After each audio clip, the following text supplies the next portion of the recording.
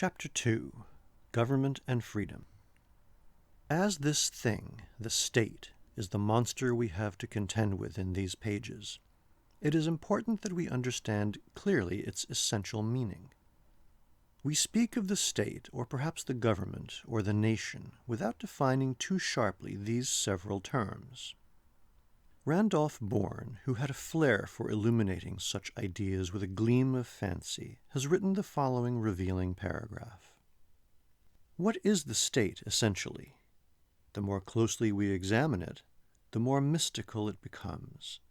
On the nation we can put our hand as a definite group, with attitudes and qualities exact enough to mean something. On the government we can put our hand as a certain organization of ruling functions, the machinery of lawmaking and law enforcing. The administration is a recognizable group of political functionaries, temporarily in charge of the government.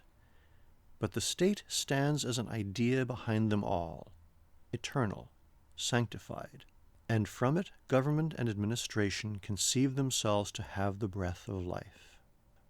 He then offered a practical illustration of this conception. Put 100 men on an uninhabited island, and, by a law of nature, a force springs up among them. They become a little state, even before the 100 men sit around to concert measures of law and personnel. The state is a force inherent in a definable population, which, by the laws of existence and the supreme necessity of order, possesses the authority to create for itself a government. The nation is the people. The state is the collective power which inheres in the people. The apparatus of power and compulsion which is set over them to define rights, preserve order, and protect the people under whatever authority they agree on is the government. The state is the corporate soul of the nation. Government is the apparatus of power employed by the state for its defense and the protection of its citizens. And this apparatus of power is entrusted at any given moment to something called the administration.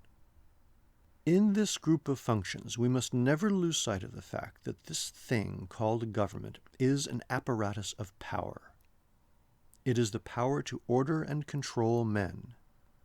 It embodies within itself the power to make the rules which regulate the relationships of men, to interpret and enforce those rules, and to punish those who resist them. When this apparatus of power, the government, is delivered into the hands of one man, a monarch, his power to oppress is almost irresistible.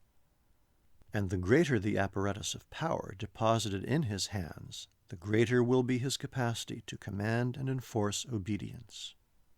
If the total administration of government is deposited in a single person or a single group, an absolute monarch or an aristocracy, it will be able to exploit the people rather than to protect them.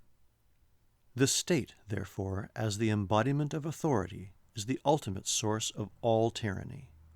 Even human slavery, the assumed right of one man to own another, is impossible unless it is sanctioned and enforced by the state. It must be clear, therefore, that the historic struggle of man to be free has consisted in the effort to subdue the state. In a republic, the ultimate authority is recognized to be in the citizens. But of necessity, the people must commit it to agents, depositing all or a part of it with a group of officials who compose the administration. Once the administration comes into possession of this apparatus of power, it is essential that the people devise some means of restraining its servants in the use of it.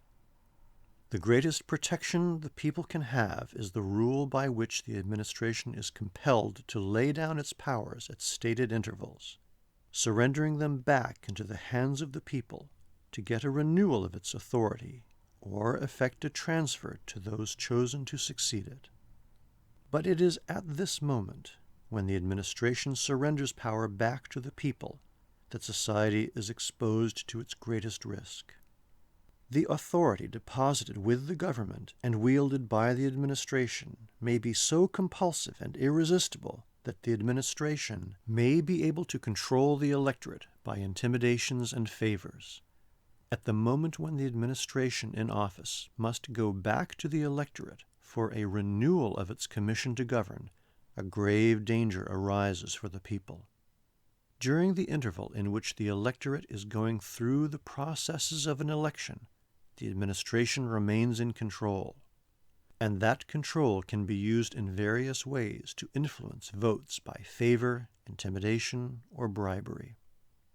The power of the administration may be so great that the electorate will be helpless to escape the formality of renewing its lease of authority. The scattered, divided groups in the constituencies will be no match for the highly organized central administration and its janissaries, armed with public funds and with the compulsive machinery of the government.